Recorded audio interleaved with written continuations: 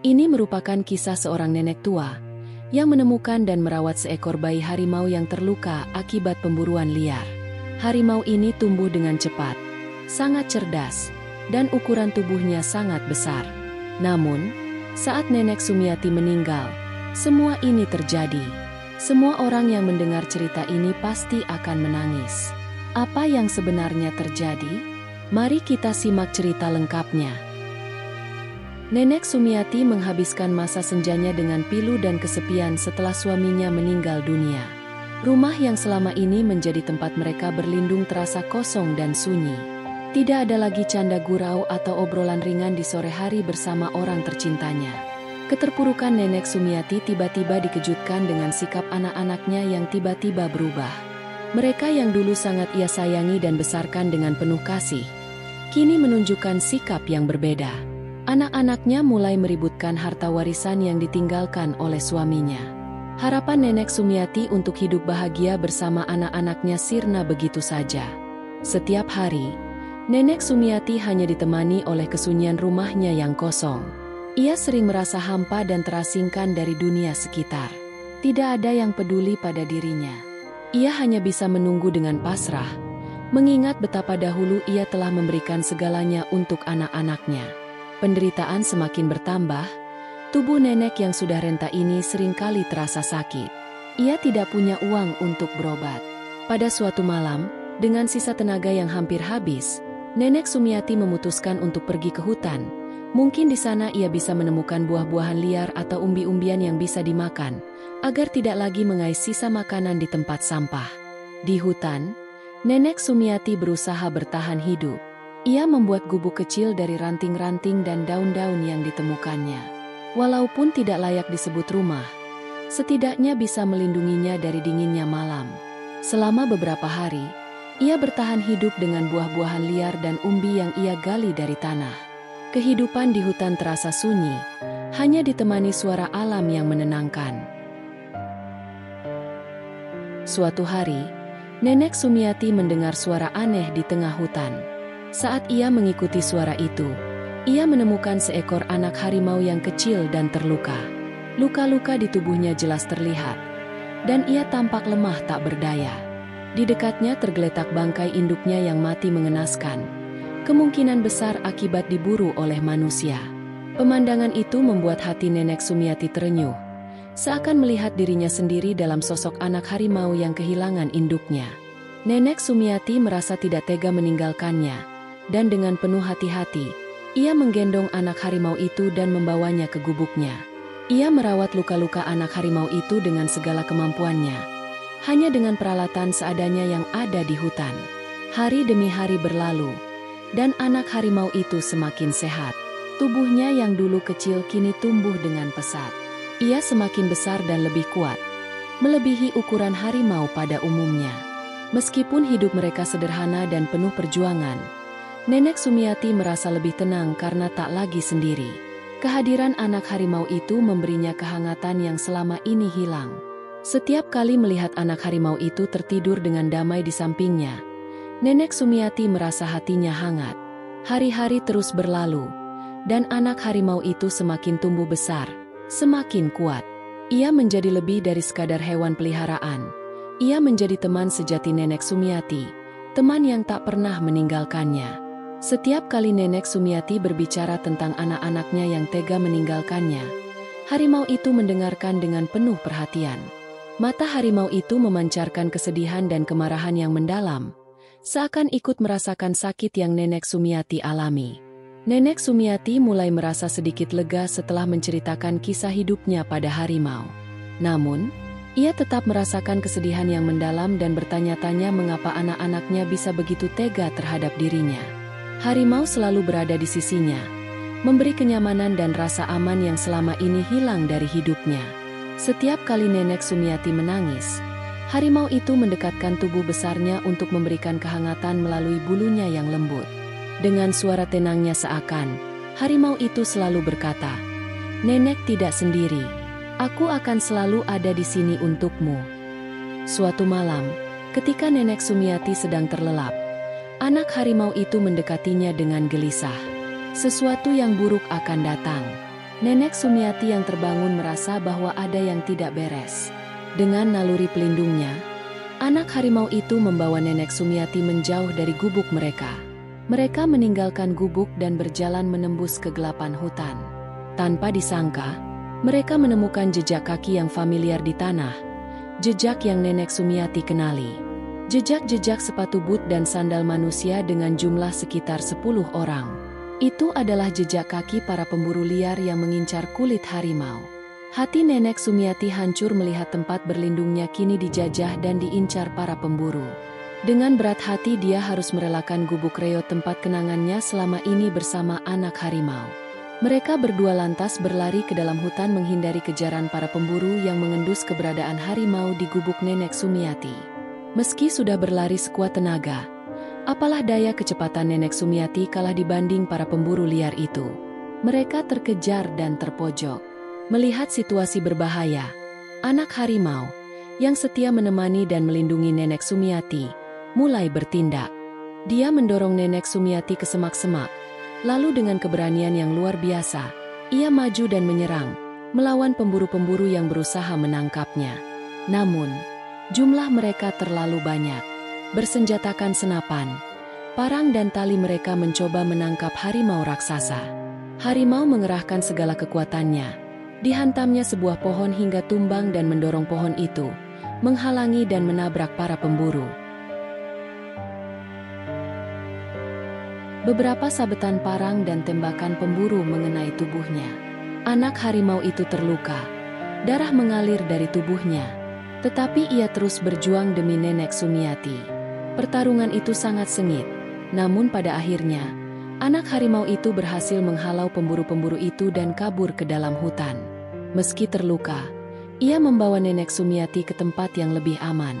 Di sebuah lembah yang tersembunyi, jauh di dalam hutan, mereka menemukan sebuah gua yang cukup besar untuk menjadi tempat berlindung. Gua itu tersembunyi di balik pepohonan rimbun, terletak di antara batu-batu besar yang mengelilinginya, seperti sebuah benteng alami yang terlupakan oleh dunia luar. Nenek Sumiati, meskipun tubuhnya lemah dan renta, merasa seolah-olah ia telah menemukan tempat yang aman, tempat yang jauh dari segala kekejaman yang pernah ia alami.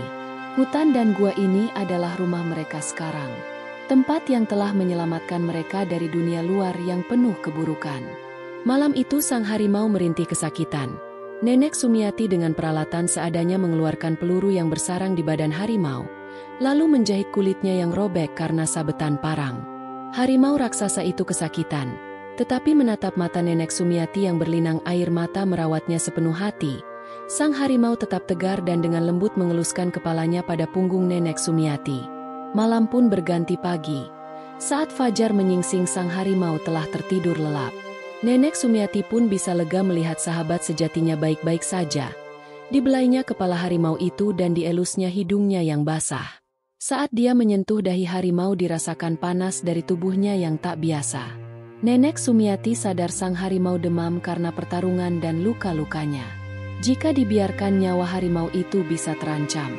Pagi itu dengan tenaga dan keberanian yang tersisa, Nenek Sumiati menempuh perjalanan jauh ke desa terdekat, di mana dia tahu keberadaan seorang tabib bijak bernama Pak Hasan.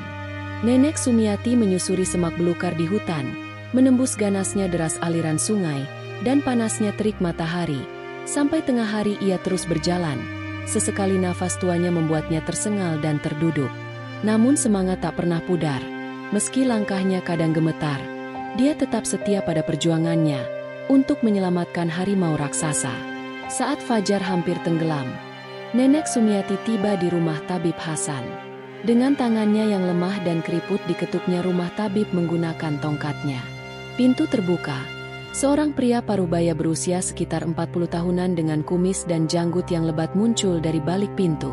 Sang tabib terkejut melihat nenek renta di hadapannya basah bermandi keringat dan baju yang lusuh. Sang tabib segera mempersilahkan masuk dan memberinya minuman jahe hangat dengan beberapa potong roti kismis. Nenek Sumiati tanpa berkata-kata langsung menyambar air dan makanan itu. Perutnya yang keroncongan sejak pagi dan lehernya yang haus mendorongnya melakukan tindakan itu. Sang tabib hanya tersenyum melihat kelakuan sang nenek. Ditunggunya hingga sang nenek selesai minum dan menyantap hidangannya. Semua ludes. Tapi saat tersisa sepotong roti terakhir, Nenek Aminah terhenti. Dia lantas meminta izin kepada sang tabib. "Bolehkah saya membawa roti ini untuk dibawa pulang?" Sang tabib pun mempersilahkannya dengan ramah. Baru kemudian Nenek Sumiati menceritakan perihal sahabatnya sang harimau raksasa yang sedang sakit di dalam goa. Sang tabib mendengarkan dengan seksama kata demi kata yang terlontar dari mulut wanita tua itu. Sesekali nafasnya tersengal dan batuk. Tak terasa air mata tiba-tiba menetes di pelupuk mata sang tabib. Mendengar kisah mereka hatinya tergerak iba.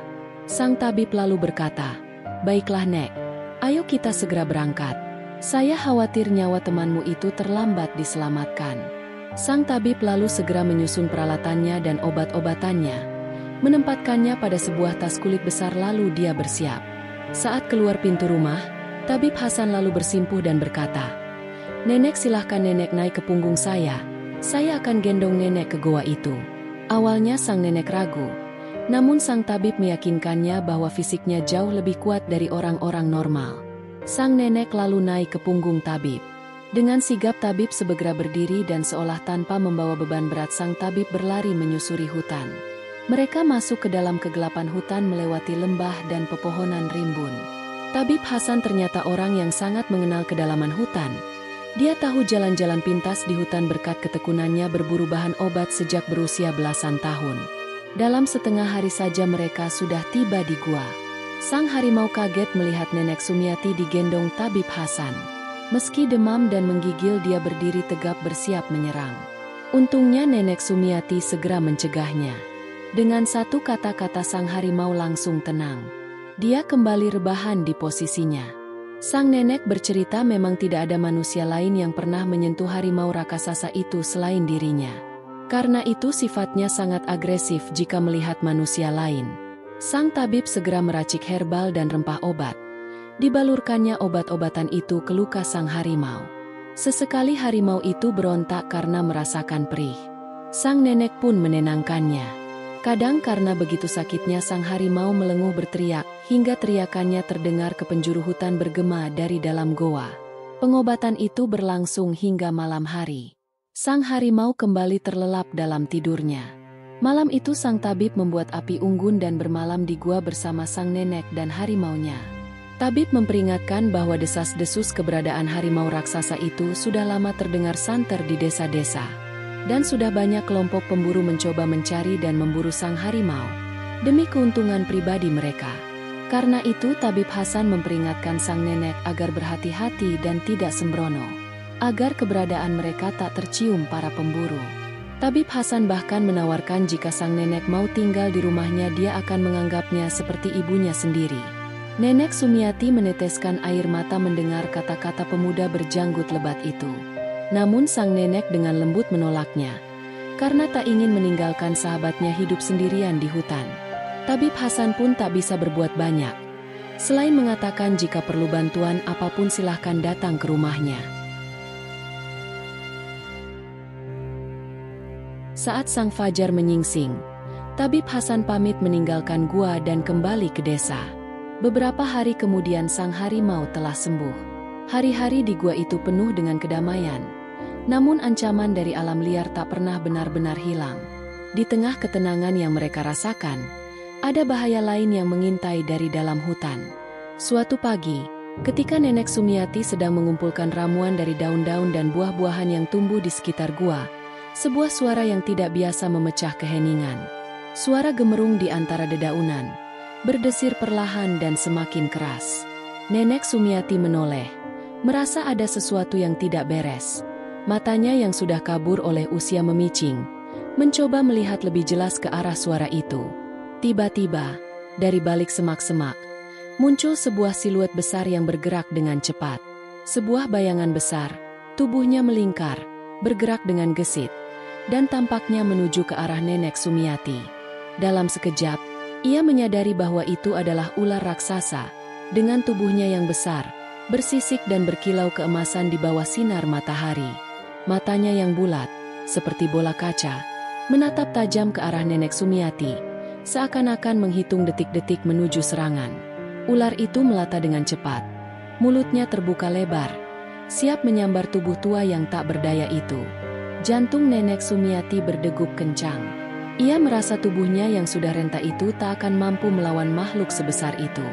Dalam sekejap, ular itu mendekat dengan kecepatan luar biasa, mencoba melilitkan tubuhnya yang besar di sekitar tubuh Nenek Sumiati. Rasa panik menyelimutinya. Namun ia tidak bisa bergerak cepat seperti dulu. Air matanya mulai mengalir, bukan hanya karena rasa takut, tetapi juga karena kenyataan bahwa ia mungkin tidak akan bisa selamat kali ini.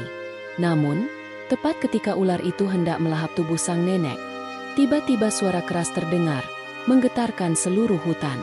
Itu adalah raungan yang begitu kuat, mengguncang pepohonan di sekitarnya. Dalam sekejap, dari dalam semak-semak yang lebih dalam, muncul harimau dengan tubuh yang gagah. Matanya yang tajam menatap ular itu dengan penuh kebencian. Harimau melompat ke arah ular raksasa dengan kecepatan yang menakjubkan. Ular itu, yang semula tanpa percaya diri dengan ukuran tubuhnya yang besar, kini mulai merasakan ancaman nyata. Harimau, dengan cakar yang tajam dan kekuatan tubuhnya yang luar biasa, menyerang ular itu tanpa ragu. Cakar-cakarnya menghantam tubuh ular dengan keras, membuatnya terpelanting ke samping. Namun, ular raksasa itu tidak menyerah begitu saja. Dengan kecepatan yang mengejutkan, ia mencoba menyerang harimau dengan gigi tajamnya. Tiba-tiba, ular itu melilitkan tubuhnya yang besar di sekitar tubuh anak harimau, berusaha menahan gerakannya. Nenek Sumiati yang melihat ini, merasakan rasa takut yang lebih dalam. Apakah harimau itu akan kalah oleh ular besar ini? Namun, harimau raksasa tidak menyerah. Dengan kekuatan yang tak terbayangkan, ia menggigit tubuh ular raksasa itu dengan gigi-gigi tajamnya. Ular itu meronta, mencoba melepaskan diri, tetapi tubuh harimau itu begitu kuat dan perkasa. Setelah pertarungan yang berlangsung beberapa lama, akhirnya harimau berhasil mengalahkan ular raksasa itu. Ular itu terjatuh ke tanah dengan suara keras, dan tubuhnya yang besar terkulai lemas. Lalu dengan sikap berdiri sang harimau berteriak meraung merayakan kemenangannya. Harimau raksasa, meskipun terluka, berdiri tegak di depan Nenek Sumiati, melindunginya dengan tubuhnya yang kuat. Dengan suara lembut namun tegas, ia mendekatkan tubuhnya ke Nenek Sumiati, seakan berkata bahwa ia telah menang, dan semuanya kini aman. Nenek Sumiati, yang melihat keadaan tersebut, merasa sangat terharu. Ia tak bisa menahan air matanya. "Terima kasih, anakku," bisiknya dengan suara serak. Matanya memandang harimau yang penuh kasih. Dalam hati, ia tahu bahwa harimau ini bukan hanya pelindung, tetapi juga teman sejati yang tak terpisahkan. Setelah kejadian dramatis dengan ular raksasa itu, kedamaian kembali meliputi gua tempat Nenek Sumiati berlindung bersama anak harimau. Namun, kehidupan di alam liar tetap penuh tantangan.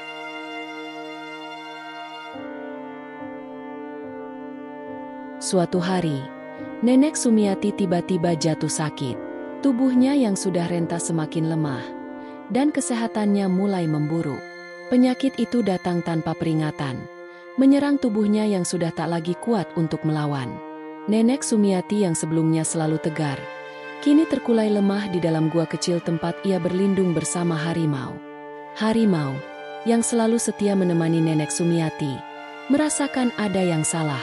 Ia mengendus-endus tubuh nenek yang terbaring, mencium bau yang aneh dan berbeda dari biasanya.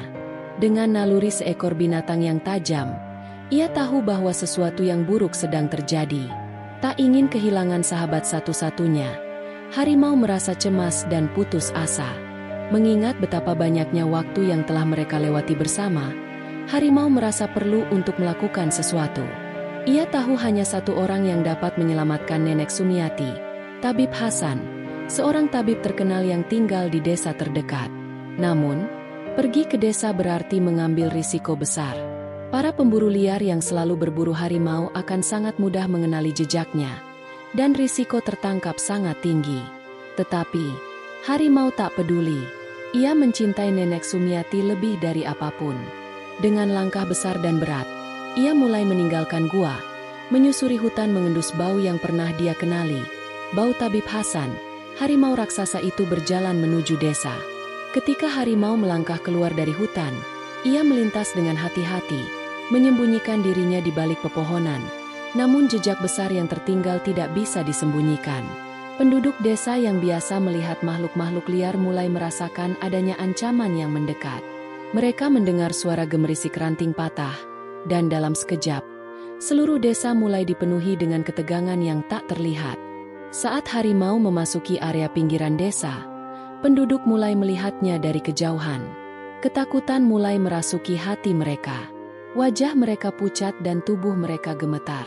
Bagi mereka, harimau bukan hanya seekor hewan raksasa, tetapi simbol dari legenda yang menakutkan. Mereka ingat kisah-kisah kuno tentang harimau yang dipercaya sebagai jelmaan dewa atau makhluk yang membawa malapetaka. Dalam mitos, harimau selalu dikaitkan dengan nasib buruk dan bencana. Seorang ibu yang sedang menggantung pakaian di luar rumah hampir terjatuh ketika melihat bayangan besar bergerak di antara pohon-pohon. Beberapa orang berlari menuju rumah mereka dan mengunci pintu dengan panik. Ketakutan merambat ke seluruh desa seolah-olah ada sesuatu yang mengerikan akan terjadi. Beberapa orang yang lebih pemberani mencoba untuk mengintip dari balik jendela. Namun begitu mereka melihat harimau yang melintas, mereka segera berlari menjauh. Harimau, meskipun tubuhnya besar dan menakutkan, berjalan dengan tenang menuju rumah tabib Hasan. Ia sudah mengenal tempat ini sejak lama, dan ia tahu bahwa satu-satunya harapan Nenek Sumiati ada pada tabib itu. Namun, ia tahu bahwa jika ia tertangkap di desa ini, hidupnya akan berakhir, dan mungkin Nenek Sumiati pun akan selamanya kehilangan teman setianya. Tabib Hasan sedang duduk di luar rumah ketika ia melihat sosok besar mendekat. Pada awalnya, ia merasa terkejut dan kaget. Namun ketika harimau itu muncul di depannya, ia bisa merasakan sesuatu yang berbeda. Harimau itu tidak menyerang, melainkan hanya berdiri di sana. Matanya yang cemerlang memandanginya dengan penuh harapan. Tabib Hasan tahu bahwa harimau sedang meminta bantuan. Tanpa ragu, ia memahami bahwa makhluk ini datang untuk mencari pertolongan. Dalam hatinya, ia tahu bahwa keberanian harimau ini bukan tanpa alasan. Ia meminta tabib untuk segera menyelamatkan Nenek Sumiati yang terbaring sakit di dalam gua. Namun, saat tabib Hasan melangkah menuju pintu rumahnya untuk mempersiapkan perlengkapan, seorang pria yang terkejut melihatnya mendekat bertanya, "Tabib, apakah Anda benar-benar ingin pergi ke sana? Harimau itu sangat berbahaya. Kita semua tahu legenda tentang harimau itu. Tak seorang pun berani mendekat." Tabib Hasan menatap pria itu dengan tenang. Kita tidak bisa membiarkan sesama makhluk hidup menderita hanya karena ketakutan kita pada legenda dan mitos. "Saya akan pergi," jawabnya dengan suara yang penuh keyakinan. Sambil membawa alat-alat medis yang diperlukan, Tabib Hasan mengikuti harimau dengan hati-hati, menuju gua tempat Nenek Sumiati berada. Perjalanan mereka tidak mudah.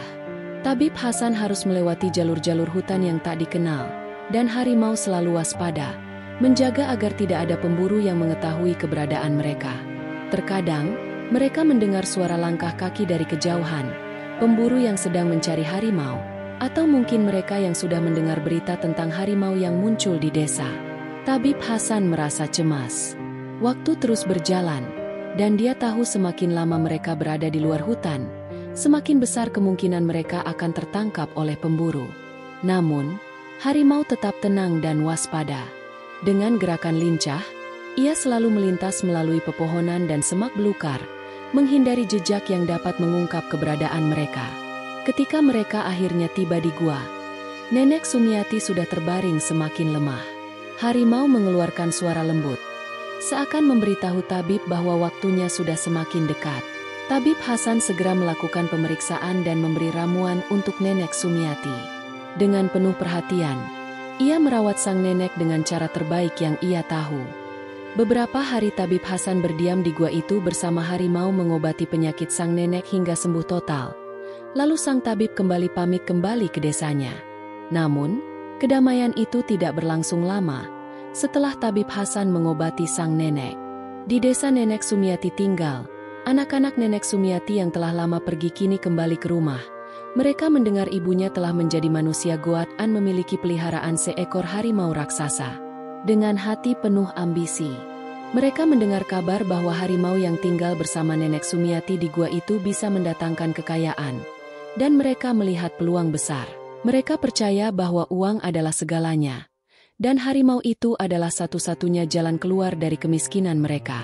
Mereka memutuskan untuk mengambil langkah yang lebih drastis, menangkap harimau secara paksa. Pada malam yang gelap, mereka kembali ke gua, membawa tali dan jebakan untuk menangkap sahabat Nenek Sumiati. Mereka berencana untuk menjual harimau itu meski dengan cara yang kejam, tanpa mempedulikan perasaan ibunya. Ketika Nenek Sumiati melihat anak-anaknya datang dengan tali dan jerat, ia langsung berdiri di depan harimau, melindunginya dengan tubuhnya. "Jangan kalian sentuh sahabatku," teriaknya dengan suara penuh keberanian. Namun, anak-anaknya sudah terlalu marah dan terobsesi. Mereka berusaha mendorong Nenek Sumiati untuk menyingkir. Namun ia tetap berdiri teguh, melindungi harimau dengan segenap jiwa. Ia adalah pelindung hutan, dan tidak ada yang boleh mengusiknya, katanya dengan suara penuh keyakinan. Anak-anaknya yang dipenuhi rasa frustrasi akhirnya bertindak lebih keras. Mereka memaksa Nenek Sumiati mundur, dan dalam keributan itu, salah satu anaknya berhasil mengikat tali ke leher harimau, memaksanya masuk ke dalam jebakan. Harimau yang marah dan terpojok mencoba melawan, tetapi tubuhnya yang besar dan kuat tidak bisa menghindari serangan. Nenek Sumiati, yang berusaha melindungi sahabatnya, tersungkur ketika salah satu anaknya tanpa sengaja menembakkan senapan dan menembus dadanya. Dalam detik-detik itu, Nenek Sumiati terjatuh, tubuhnya terluka. Dalam keadaan lemah, ia meraih harimau dengan tangan gemetar, berkata, "Pergilah sahabatku, selamatkan dirimu." Namun harimau raksasa itu melihat sang nenek terkulai lemas seolah mengerti pengorbanan Nenek Sumiati. Dia menjadi putus asa, seolah kehilangan seseorang yang selama ini menemani dan menjaganya. Harimau itu menatapnya dengan mata yang penuh rasa haru. Ia terduduk mengendus kepala sang Nenek Sumiati yang tergeletak di tanah. Namun, meski Nenek Sumiati telah tewas, anak-anaknya tidak menyadari betapa besar harga yang harus dibayar untuk perbuatan mereka. Mereka berhasil menangkap harimau, tetapi mereka tidak tahu apa yang akan terjadi setelah itu. Setelah harimau ditangkap, mereka mencoba untuk menjualnya ke pedagang, namun seperti yang telah mereka duga sebelumnya, tidak ada yang berani membeli. Mitos tentang harimau yang merupakan jelmaan dewa terus menakut-nakuti mereka. Tak ada yang menginginkan harimau tersebut, dan mereka tak bisa mendapatkan uang yang mereka impikan. Pada saat yang sama, desas-desus tentang kematian Nenek Sumiati mulai menyebar di desa. Penduduk desa yang mengetahui bahwa anak-anak Nenek Sumiati telah menangkap dan mengabaikan sahabat Nenek Sumiati, harimau, mulai berbicara. Mereka mengutuk tindakan anak-anak Nenek Sumiati yang telah mengkhianati harimau dan membiarkan Nenek Sumiati tewas dalam upaya melindungi makhluk suci tersebut. "Perbuatan kalian tak bisa dimaafkan," kata seorang tetua desa dengan suara penuh amarah. "Kalian membunuh ibumu dengan tangan kalian sendiri, dan kalian tidak hanya kehilangan ibu, tetapi juga keberuntungan yang pernah kalian miliki." Seiring berjalannya waktu, nasib anak-anak Nenek Sumiati pun mulai berubah. Segala usaha mereka untuk mengubah keadaan dengan menjual harimau berakhir sia-sia. Kegagalan itu membawa mereka ke jurang kemiskinan yang lebih dalam. Tanah yang mereka miliki mulai rusak, dan hasil panen tak pernah mencukupi. Bisnis yang mereka coba jalankan selalu gagal, dan nama mereka menjadi terkutuk di seluruh desa. Setelah berbulan-bulan hidup dalam kemiskinan dan penderitaan, anak-anak Nenek Sumiati akhirnya menyadari bahwa mereka telah kehilangan lebih dari sekadar uang. Mereka kehilangan ibu mereka yang telah mengajarkan mereka nilai-nilai kehidupan yang sebenarnya. Mereka menyadari bahwa cinta, kasih sayang, dan kebijaksanaan yang dimiliki oleh Nenek Sumiati adalah harta yang paling berharga, sesuatu yang tidak dapat dibeli dengan uang. Pada akhirnya, anak-anak Nenek Sumiati hidup dalam kehancuran. Mereka tidak pernah bisa kembali ke kehidupan yang pernah mereka impikan, dan mereka menjadi contoh bagi orang-orang di desa tentang bahaya keserakahan dan ketamakan yang dapat menghancurkan segalanya. Harimau raksasa itu dikurung terbengkalai di sebuah kandang besi di rumah besar di desa. Tak ada yang berani mendekati sang harimau. Tubuhnya makin kurus karena hanya makan dari belas kasih orang-orang yang lewat. Anak-anak Nenek Sumiati pun telah pergi meninggalkan desa dan harimau itu di kandangnya. Tabib Hasan mendengar kabar bahwa ada seekor harimau raksasa dikurung di desa sebelah. Pemuda berjanggut lebat ini kemudian memberanikan diri melangkah ke desa sebelah.